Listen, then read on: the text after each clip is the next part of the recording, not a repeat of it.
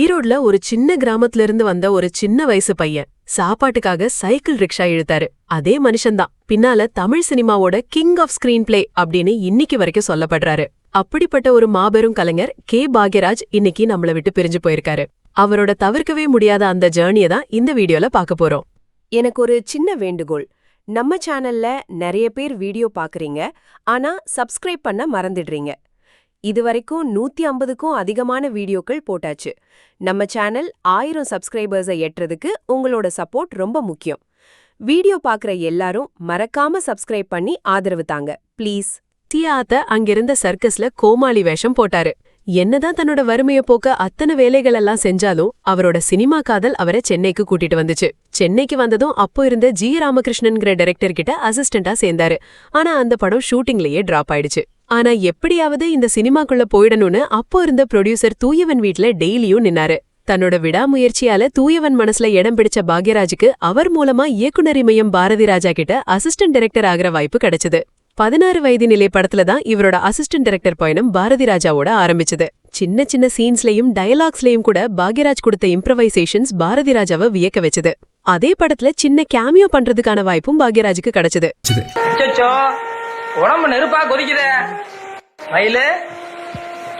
Bhagyaraj ஸ்பான்டேனியஸா dialogue சொல்றதையும் scenes எழுதுற திறமையும் பார்த்து பாரதி ராஜா அவரோட அடுத்தடுத்த படங்களான கிழக்கே போகும் ரயில், டிக் டிக் டிக் படங்களுக்கு ஸ்கிரிப்ட்ல கூட ஒர்க் பண்ற வாய்ப்பு கொடுத்தாரு.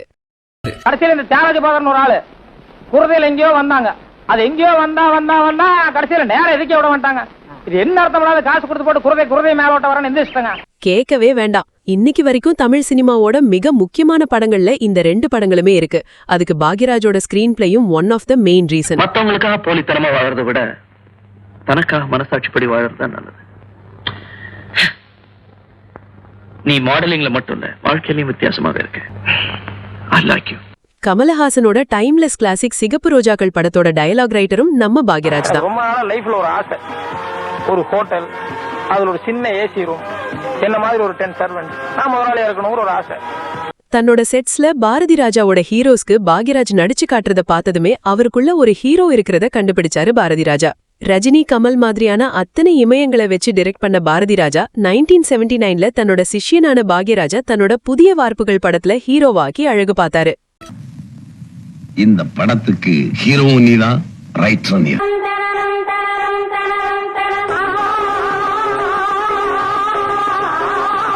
பாக்யராஜ்ங்கிற ஒரு கலைஞன் ஆன் ஸ்கிரீன்ல ஒரு படம் முழுக்க வந்து முதல் படத்திலேயே புதிய வார்ப்புகள் மூலமா மக்கள் மனசுல இடமும் பிடிச்சாரு. ஹீரோ மட்டும் இல்லாம இதே படத்துக்கு ஸ்கிரீன் பிளேயும் பாக்யராஜ் தான். இந்த ஹீரோக்கு இதுதான் முதல் படம்னு யாராலையுமே நம்ப முடியாது. அப்படி ஒரு யதார்த்தமான பெர்ஃபார்மன்ஸ் இந்த படத்துல பாக்யராஜ் கொடுத்திருப்பாரு. கதை புத்தகம் படிக்கிற பழக்கம் உண்டா? சினிமா பாக்குற பழக்கம் உண்டா? இப்ப நான் உன்னை எதுக்காக வரைச்சேன்னா தெரியுமா? நீங்க வாங்க சொன்னீங்க, நான் வந்தேன். வில்லனா இன்ட்ரோடியூஸ் ஆகி பின்னாடி ஹீரோவானவங்க மத்தியில ஹீரோவா இன்ட்ரோடியூஸ் ஆன பாக்யராஜ் அடுத்த சில மாசங்கள்லயே வில்லனா கன்னி பருவத்திலேங்கிற படத்துல வந்து மிரட்டி விட்டுட்டாரு. இந்த படத்துக்கும் ஸ்கிரீன் பிளே பாக்யராஜ் தான். காசி வழியா ஓடும்போதுதான் கங்கைக்கு பேரு தீர்த்தம். கடல்ல சேர்ந்துட்டா அதுவும் உப்பு தண்ணி தான். முதல்ல வெளியே போ. இப்ப போறேன், மறுபடியும் எப்ப சொல்றேன். ஹீரோவான அதே வருஷம் தன்னோட குருநாதர் ஆசிர்வாதத்தோட வெளியே வந்து டைரக்டரா முதல் படத்தை இயக்குனாரு பாக்யராஜ். சுவர் இல்லாத சித்திரங்கள். பாவர்ட்டில சிக்கி தவிக்கிற ஒரு ஏழை குடும்பத்தை காப்பாத்த தன்னோட சொந்த வாழ்க்கையோட சந்தோஷங்களை தியாகம் செஞ்சு வாழ்ற பொண்ணோட ஸ்ட்ரகிள்ஸ், அவளோட பக்கத்து வீட்டுக்கு வந்து அவளுக்கு சப்போர்ட்டா இருக்கிற ஹீரோன்னு தமிழ் சினிமாக்கு இந்த கதையும் ஸ்கிரீன் பிளேயும் அவ்வளவு புதுசா இருந்துச்சு. கயல்வெளி காட்டும் கஞ்சாடைக்காக எப்படி பாடுபட்டு ஓடோடி வந்திருக்கேன் தெரியுமா? அப்படியாம்பட்ட என்மேல் கோவமா? பேசுறாதா, பேசு. வறுமை, கடன் சுமைன்னு டார்க்கான தீமை எடுத்து படம் பண்ணியும் கிரிட்டிக்ஸால மட்டும் இந்த படம் பாராட்டப்படல. அந்த வருஷத்தோட பிக்கெஸ்ட் பாக்ஸ் ஆபீஸா மாறுச்சு.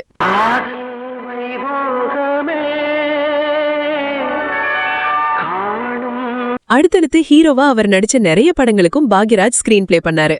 சினிமேட்டிக் ஃபைட் பண்ற யதார்த்தத்தை தாண்டின ஹீரோஸ்க்கு மத்தியில நம்மள ஒரு பையங்கிற இமேஜ்ல மக்கள் மனசுல நீங்காத இடம் பிடிக்க ஆரம்பிச்சாரு பாக்யராஜ்.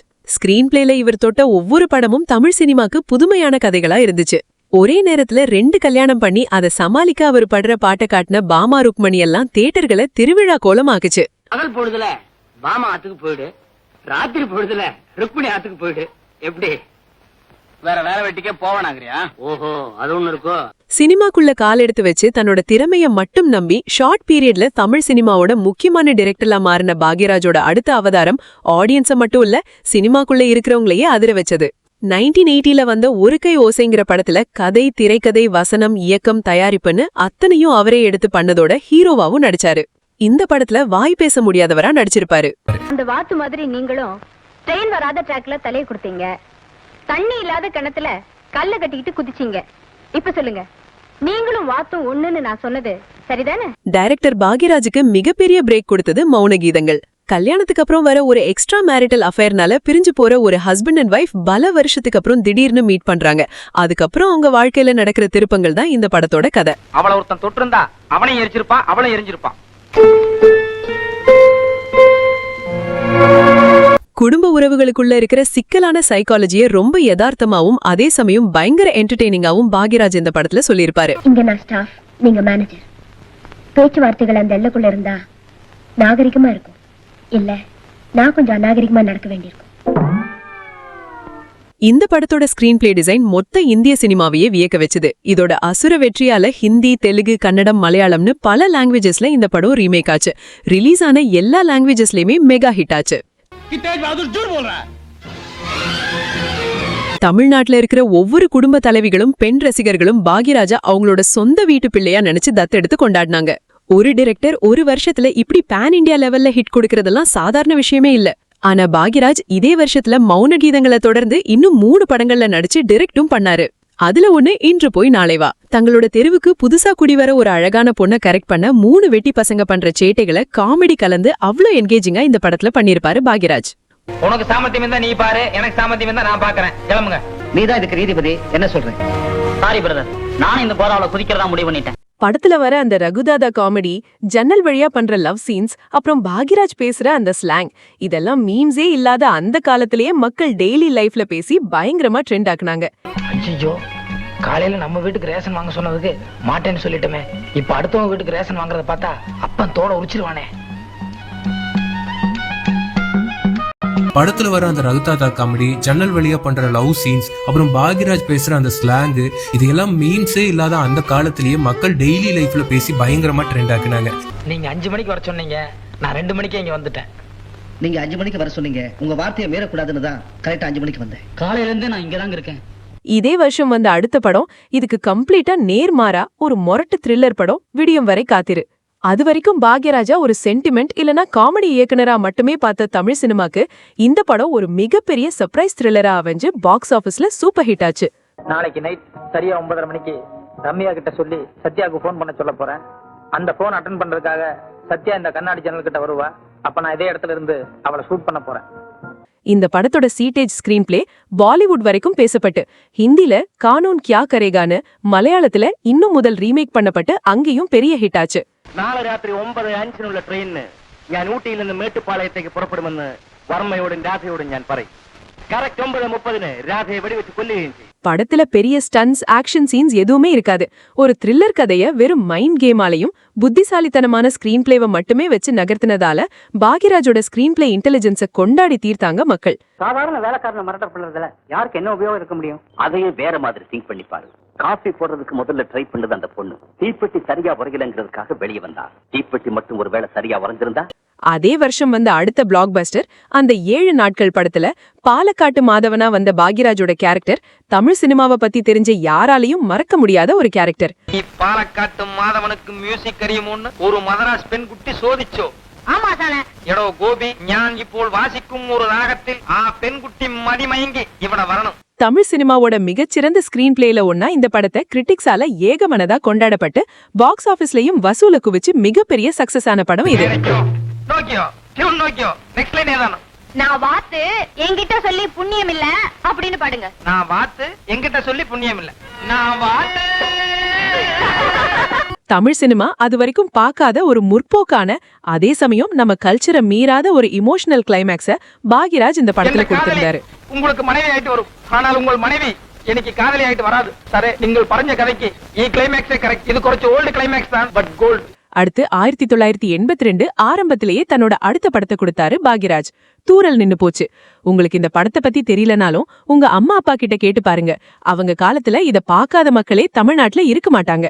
வரதட்சணை மாதிரியான ஒரு சமூக பிரச்சனைய எந்த இடத்துலயும் போர் அடிக்காம தன்னோட அக்மார் கிராமத்து காமெடிஸ்னாலையும் யதார்த்தமான வசனங்கள் மூலமாவும் அவ்வளவு என்டர்டெய்னிங்கா இந்த படத்துல காட்டினாரு பாக்யராஜ். அக்கா அக்கா அவருக்கு என்ன வேணும்னு போய் கேளு. ஐயோ எனக்கு வெக்கமா இருக்கு. அக்கா நீ தான் போய் என்னன்னு கேளு. எனக்கு மட்டும் எதுவுமே இல்லையாக்கும். டைம் அக்கா நீங்க போய் பேசுங்க. இந்த பாரு எனக்கு வாயில நல்லாவே வந்துரும். பாட்டி நீங்க போய் பேசேன் பாட்டி. நான் போய் வலசு பைய கிட்ட பேசல, நீ போய் பேசு. ஏசியாலே மிகப்பெரிய தியேட்டரா அப்போ இருந்த மதுரை தங்கம் தியேட்டர்ல இந்த படம் 300 நாளுக்கு மேல ஓடி வரலாற்று சாதனை படைச்சது. காலையில வரைக்கும் ஒரு கேப் இருக்கு பாரு, ராத்திரின்ட்டு.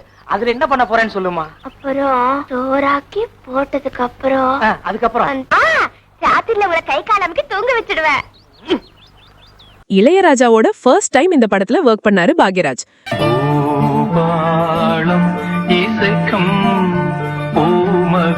இந்த படத்தோட சாங்ஸ் எல்லாம் இன்னைக்கும் காலம் கடந்து எல்லாரோட பிளேலிஸ்ட்லயும் ரூல் பண்ணிட்டு இருக்கு.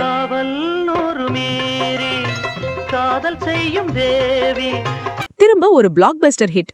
தூறல் நின்னு போச்சுக்கு தெரிச்ச பயங்கரமான ரிசெப்ஷனுக்கு அப்புறமா பாக்யராஜ் மேல கொடூர எக்ஸ்பெக்டேஷன்ஸ் அவரோட ஒவ்வொரு அடுத்தடுத்த படங்களுக்கும் ஏறுச்சு. ஆனா அதை தாண்டி இருந்துச்சு அவரோட ஒவ்வொரு படைப்புகளும். நீங்க ராஜா ராஜா வாட்ச்மேன் சன் ராஜா. Oh, sorry, I forgot. It's all right. Okay, luggage எடுத்துக்கங்க. இன்னைக்கு பாக்யராஜோட மனைவியா இருக்கிற பூர்ணிமா பாக்யராஜ் கதாநாயகியா இந்த படத்துல நடிச்சாங்க.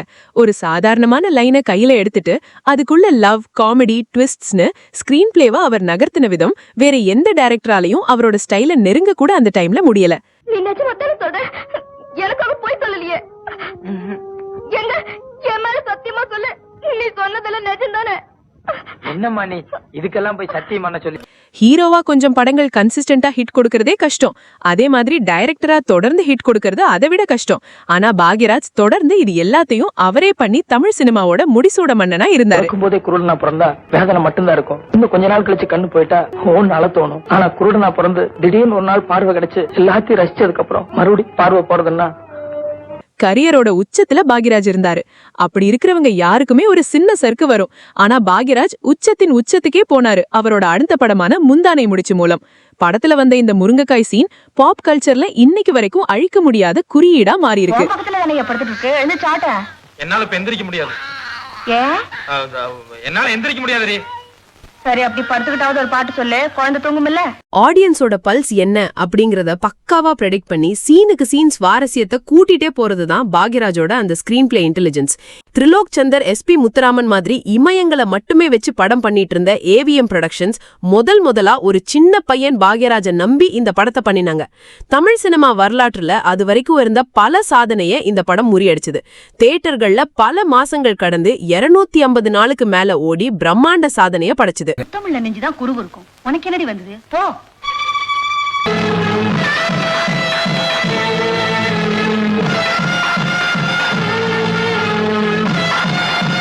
என்னங்க வீட்டுக்கு போய் எங்க அப்பனாத்த கிட்ட ஒரு வார்த்தை சொல்லிட்டு வந்துட்டு வா.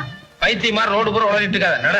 ஐயோ ஏக்கா நாளை எங்க வீட்டுக்காரர் சினிமா போறோம். எங்க அப்பனாத்த கிட்ட சொல்லிடு. இந்த படத்தோட வெற்றி விழால அப்ப முதலமைச்சரா இருந்த MGR கலந்துகிட்டு தன்னோட கலை வாரிசா பாக்யராஜ சொன்னது அவரோட வாழ்க்கையில மிக முக்கியமான ஒரு தருணமா இருந்துச்சு. இந்த நேரத்துல போய் எங்க அம்மா கிட்ட உங்க பொண்ணு வாந்தி எடுக்குதுன்னா என்ன நினைப்பாங்க? நான் உண்டா இருக்கேன்னு நினைக்க மாட்டாங்க. ஓஹோ அப்படி ஒண்ணு இருக்கோ? பின்ன இங்க நமக்குள்ள நடக்கிற கூத்து அவங்களுக்கு என்ன தெரியும்? போயா சீக்கிரமா போய் ஒண்ணும் இல்ல சாதாரண வாந்தின்னு சொல்லிட்டு வா.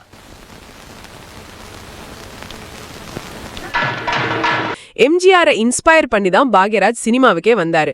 அவர் வாயில வந்த அந்த வார்த்தை அவரை சினிமாவில மேலும் மேலும் ஒரு உச்சத்துக்கே கொண்டு போச்சு. AVM பேனர், அதுக்கு முன்னால் எடுத்த படங்கள், அதனுடைய வெற்றிகள் இதெல்லாம் சேர்ந்து அந்த அளவுக்கு ஒரு படம் வரணும் அப்படிங்கும்போது உண்மையிலேயே பயம் அதிகமா இருந்தது. அதனால கொஞ்சம் அதிகமான சிரமங்கள் எடுத்துட்டு அந்த படத்தை எடுத்தேன். மாபெரும் வெற்றி பெற்ற முந்தானை முடிச்சியின் வெற்றியின் பெரும் பங்கு நண்பர் பாக்யராஜ் அவர்களின் தனித்தன்மைக்கு கிடைத்தது என்றால் அது மிகையாகாது.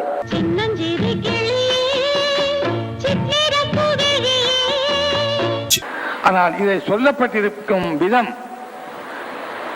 அன்றாட வாழ்க்கையில் பார்க்கின்ற நிகழ்ச்சிகளுக்கு புறம்பாக இருக்கிறதா என்று கூட நாம் நினைத்தாலும் தாய்மார்கள், தாய்க்குலம் என்று சொல்லலாம், பெண்ணிலிருந்து முதிய தாயை வரையிலும் அதை தவறாக எடுத்துக்கொள்ள முடியாத வகையில் சித்தரித்திருப்பது அது பாக்யராஜனுடைய தனித்திறமை என்பதை இங்கே நான் குறிப்பிட விரும்புகின்றேன்.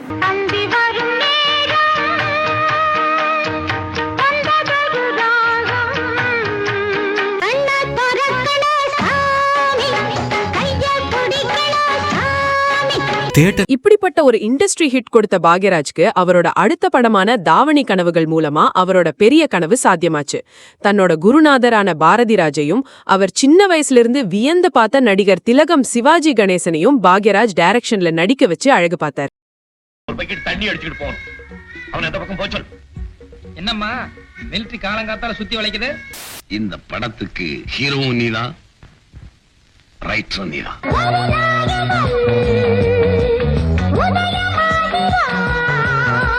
நடிகர் திலகம் சிவாஜி கணேசன் மாதிரி ஒரு ஜாம்பவான வச்சு படம் டைரக்ட் பண்ணும்போது அவங்களுக்கு கரெக்டான ஸ்கிரீன் ஸ்பேஸ் கொடுத்து பண்றது ரொம்ப முக்கியமான விஷயம். அத பாக்யராஜ் பெர்ஃபெக்ட்டா பண்ணியிருந்தாரு இந்த படத்துல. இல்லைங்க, கரெக்டா தாங்க. பாசமுள்ள அம்மா அவர்களுக்கு நடுத்தாப்புல பிரியமுள்ள அன்புள்ள பேரன்பு கொண்ட மகாராஷ்டிரி மிலிட்டரி அவர்களுக்கு எழுதியிருக்கணுமே. அப்படிலாம் எதுவும் இல்லைங்க இதுல. அந்த பக்கம் எழுதியிருக்கானா பாரு. சுப்பிரமணியம் எழுதி கொண்டது மிலிட்டரி வருதுங்க. வரணுமே. பொறுப்பில்லாம சுத்துற ஒரு மிடில் கிளாஸ் பையன் அவனோட குடும்ப பாரத்தை சுமக்கிறதுக்காகவும் தன்னோட 5 தங்கச்சிங்களுக்கு கல்யாணம் பண்ணி வைக்கிறதுக்காகவும் சென்னைக்கு வந்து வேலை தேடி வாழ்க்கையில எப்படி முன்னேறலாம் அப்படிங்கறத பாசமும் காமெடியும் கலந்து சொல்ற கதை இது. இன்னொரு 50 பைசா வந்து தேடுங்க. என்ன அடிக்கடி படம் பார்க்கறதுக்கு இல்ல போட்ட பாக்கெட் தேடுங்க. தமிழ்நாட்டுல இருக்கிற ஒவ்வொரு மிடில் கிளாஸ் ஃபேமிலிலையும் தங்களோட ஃபேமிலிக்காக போராடுற இளைஞர்கள் அப்போ அவங்கள தியேட்டர்ல பாக்யராஜாவே பார்த்தாங்க. ஆனா இன்னைக்கு நான் கல்யாணத்துக்கு தேதி குறிச்சிட்டு வந்து நிக்கிறேன். இல்ல அந்த தேதியில பலகா பேர் நடத்திக்கு ரொம்ப அந்த தேதியில பல பேர் நடத்தி ரொம்ப இப்படி குடும்பங்கள் கொண்டாடும் படங்களை கொடுத்த பாக்யராஜ் அப்படியே டிராஸ்டிக்கா ஒரு சேஞ்ச் ஆகி அடுத்த படமான ஒரு கைதியின் டைரிக்கு ஆக்ஷன் ரிவெஞ்ச் ஜானர்ல ஒரு ஸ்டோரி எழுதியிருந்தாரு.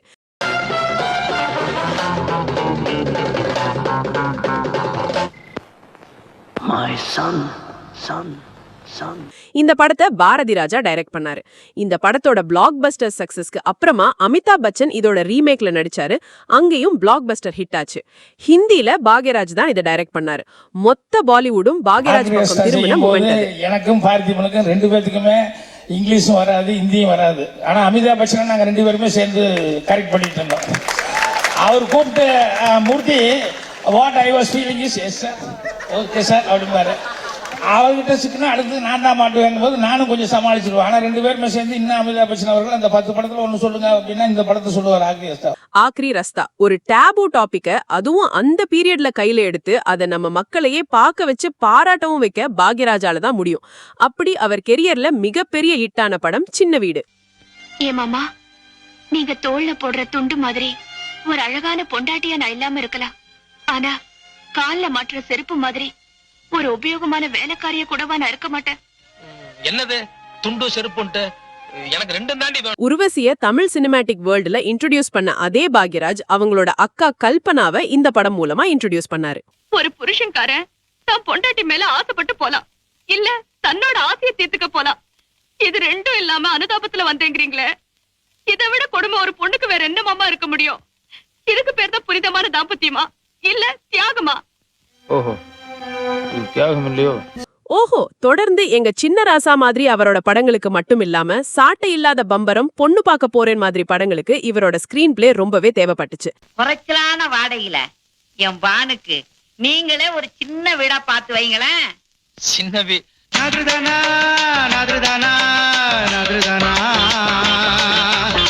இசைஞானி இளையராஜாவோட மியூசிக் இல்லாம ஒரு படத்தை ஹிட் பண்ண முடியாதுங்கிற பேச்சு அடிபட்டுச்சு.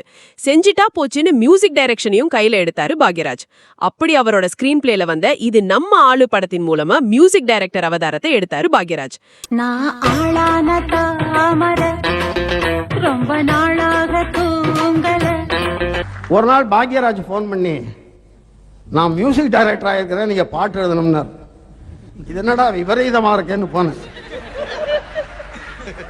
சார் நம்ப மாட்டீங்க, ராப்பகலா சோறு தண்ணி இல்லாம ஹார்மோனியத்தை வச்சுட்டு 10-12 நாள் கண்ணெல்லாம் வெளியே வந்துருது சார். அதை பயிற்சி அடைஞ்சு 6 படம் எழுதியிருக்கேன் அவர் மியூசிக்ல.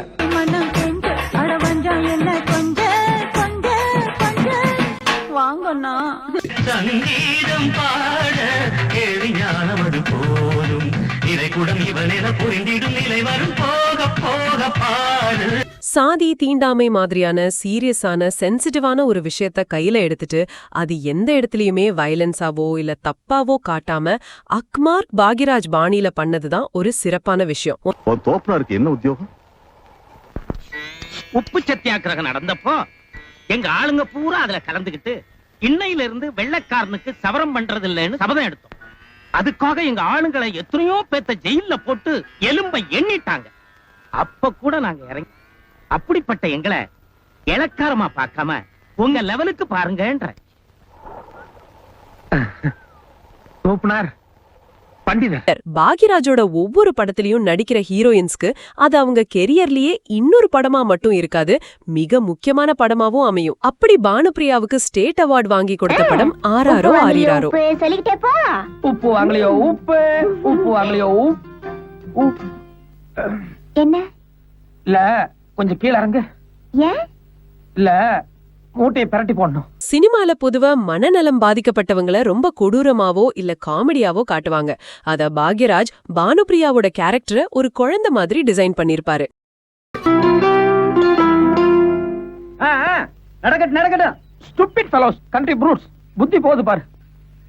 அவர் ஒன்னும் தப்பா சொல்லலையே, வேலை நடக்கட்டும் தானே சொன்னாரு. உனக்கு தெரியாது, அவனுக்கு நடக்கணும்னு சொன்னானுங்கன்னா பல வேலைகளை சொல்லுவானுங்க. பாக்யராஜோட டைரக்ஷன்ல வந்த அவசர போலீஸ் 100 தமிழ் சினிமாவோட இன்னும் ஒரு முக்கியமான படமா அமைஞ்சது. இதுக்கு காரணமும் அவரோட ஸ்கிரீன் பிளே இன்டெலிஜென்ஸ் தான். சின்ன வயசுல ஒரு ட்வின்ஸ் பிரிறாங்க, ஒருத்தர் பின்னாடி போலீஸ் ஆகுறாரு, இன்னொருத்தர் மாஸ் ஹீரோ. பல ஸ்ட்ரகிள்ஸ்க்கு அப்புறமா கிளைமேக்ஸ்ல எப்படி ஒன்னு சேர்றாங்கங்கிற ஒரு சாதாரணமான ஸ்டோரி தான். இதுல ஹைலைட் என்னன்னா, எம்ஜிஆர் அவர் உயிரோட இருந்தப்போ பாதி எடுத்து டிராப் ஆன படத்தோட ஃபுட்டேஜ வச்சு இப்படி ஒரு படம் பண்ணி அவர் இல்லாத காலத்துல அவருக்கு மிகப்பெரிய ட்ரிபியூட் பண்ணியிருந்தாரு பாக்யராஜ். உங்க அப்பாவை பத்தி தெரிஞ்சுக்கிறத விட உங்க மாமாவை பத்தி முதல்ல தெரிஞ்சுக்க. ஏன்னா அவர்தான் நம்ம குடும்பத்துக்கு தெய்வம். என்னமா இது அழுதுட்டீங்க? 2 நாளா சாப்பிடலையா, யாருக்கும் பேசலையா? என்ன ஆச்சு உனக்கு? 1991 இருந்து 95 வரைக்கும் தொடர்ந்து 5 வருஷம் அத்தனை ஜானர்ல வெரைட்டியான படங்களை கொடுத்து அதுல ஹிட்டும் பண்ணியிருந்தாரு பாக்யராஜ். கிராமத்து காதல் கதையா பவுனு பவுனு தான். மாமனையே நினைச்சிட்டு இருக்கிற பவுனு, இன்னொன்னு பவுனையே நினைச்சிட்டு போறா. மாமரியே நினைச்சிட்டு இருக்கிற பவுனு, இன்னொன்னு பவுடியா நடிச்சிட்டு இருக்க போறேன்டா. இன்னைக்கும் டிவில போட்டா நம்மள ரசிக்க வைக்கிற ஹைஸ்ட் த்ரில்லர் ருத்ரா. யாரும் சத்தம் போடக்கூடாது.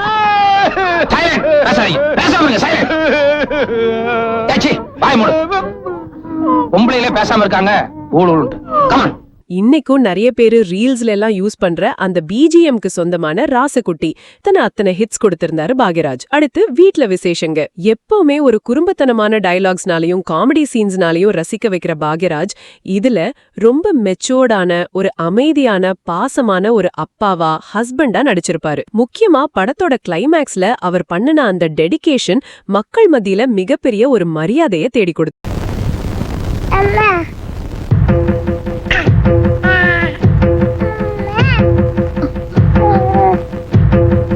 அம்மா சொல்லு, அம்மா சொல்லு, அம்மா சொல்லுடா,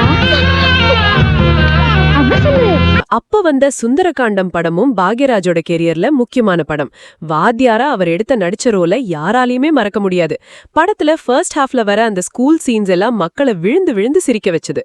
அதே நேரத்துல படத்தோட செகண்ட் ஹாஃப்ல வர அந்த இமோஷனல் சீன்ஸ்ல பாக்யராஜோட மெச்சூர்ட் ஆக்டிங் ஆடியன்ஸ் மத்தியில ஒரு பெரிய இம்பாக்ட கிரியேட் பண்ணுச்சு. முதல் பா ஏய் எந்திரி. என்ன பண்ணிட்டு இருக்க கிளாஸ்ல? நான் என்ன பண்ணேன் சார்? என்ன பண்ணேன்னு பார்த்தனால தான் கேக்குறேன். என்னமோ தெரியல. தொடர்ந்து அவர் டைரக்ட் பண்ணி மீனாவோட நடிச்ச ஒரு ஊர்ல ஒரு ராஜகுமாரி படமும் வித்தியாசமான ஸ்கிரீன் பிளேக்காக கிரிட்டிக்ஸ்ல நிறைய செலிப்ரேட் பண்ணப்பட்ட படம். புரியாம பேசாத லட்சுமி. நீயும் பிளாட்ஃபாரம், நானும் பிளாட்ஃபாரம். நம்ம 2 பேரும் கல்யாணம் பண்ணிட்டு என்ன பண்றது? நான் எப்படி ஒரு ராஜகுமாரிக்கு ஆசைப்படுறனோ அந்த மாதிரி நீ ஒரு ராஜகுமாரனுக்கு ஆசைப்படு. அப்பதானே உன் வாழ்க்கை சந்தோஷமா இருக்கும். அதுக்கப்புறம் டைரக்ஷன்ல கம்மியா கான்சென்ட்ரேட் பண்ண ஆரம்பிச்சாரு. ஆனா நிறைய படங்களுக்கு கதை எழுதினாரு. 2003ல கேப்டனை வச்சு பாக்யராஜ் டைரக்ட் பண்ண படம் பாக்யராஜ்க்கு மட்டும் இல்ல, கேப்டன், சௌந்தர்யான்னு எல்லாருக்குமே முக்கியமான படமா அவங்க கெரியர்ல அமைஞ்சது.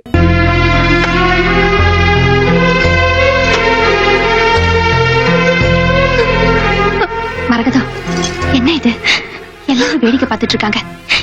கண்ணத்தோட பாக்யராஜோட படங்கள் மக்கள் மத்தியில இவ்ளோ பெரிய தாக்கத்தை ஏற்படுத்துறதுக்கு இன்னொரு பெரிய காரணம் அவர் எழுதின டயலாக்ஸ் தான். மிகப்பெரிய தத்துவங்கள், பெரியாரோட கொள்கைகளை எல்லாம் தன்னோட காமெடி வசனங்கள் மூலமா மக்கள் மத்தியில ஈஸியா கொண்டு போய் புகுத்தினாரு. ஞானசம்பந்தர்னு ஒருத்தர் இருந்தாரு.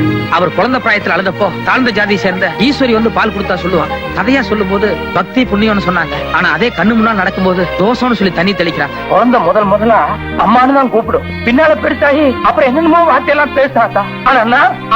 ஒரே வார்த்தையில தான் நின்ன. கட்டி பிடிக்கும் போது ஆம்பளையும் பொம்பளையும் ஒன்னா சேர்ந்தா கட்டி பிடிக்கிறோம். ஆனா கற்புங்கிற கட்டுப்பாடு வரும்போது ஆம்பளை மட்டும் தனியா காணாம போயிடும். என்னைக்கு அந்த கட்டுப்பாட்டுக்குள்ள ஆம்பளை வந்து சேரணும் அன்னைக்குதான் அந்த பிரச்சனை தீரும். தொணமாப்பிள கூட்டிட்டு வர்றது ஒரு லட்சணமான வையனை கூட்டிட்டு வரது இல்ல. கருகருன்னு திஷ்டி போட்டு வச்சாப்புல இருக்கான். இவனை எதுக்கு கூட்டிட்டு வந்த? முழிக்கிற முழிய பாரு. திருட நாட்டம் முழிக்கிறான். போய் இவனை கூட்டு வந்தியப்பா. ஆளு லட்சணத்தையும் பாரு. இவன் கட்ட கட்டுக்கு கழுத்துல மப்பளரு வேற. பசுமாட்ட செனைக்கு விடலான்னு ஓட்டியாந்தேன். 20 ரூபாய் ஆகும். அது என்ன, அது எல்லா பக்கமும் 10 ரூபா தானே வாங்குறாங்க. தரம் இருக்குல்லப்பா.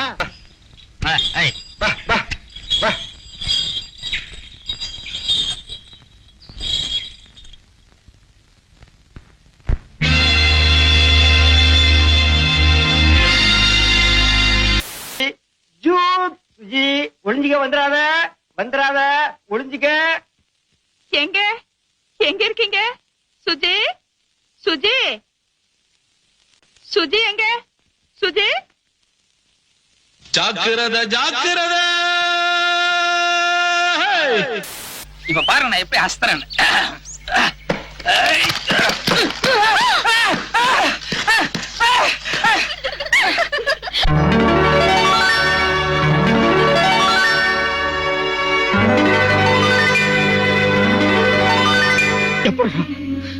சின்ன வயசுல இருந்து நீ காரமே சாப்பிட்டு பழக்கப்படலையே.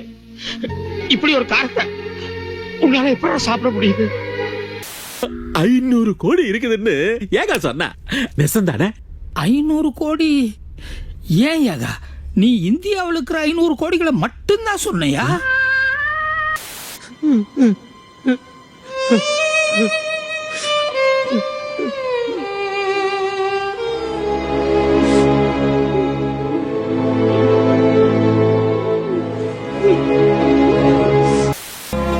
பெத்தவன் ஏன் வைராக்கியத்தை விட, வாழ்க்கை பூரா நிரந்தரமாகவும் கூடுதலாகவும் வர்ற சம்பளத்தை விட, இந்த செம்மண் புழுதியில சிரமப்பட்டுக்கிட்டு சின்னஞ்சிறுசுகளை கரையத்துன்னு நினைக்கிறிய உன் பரந்த மனசுக்கு முன்னால சர்க்கார் உத்தியோகம் தூசுட.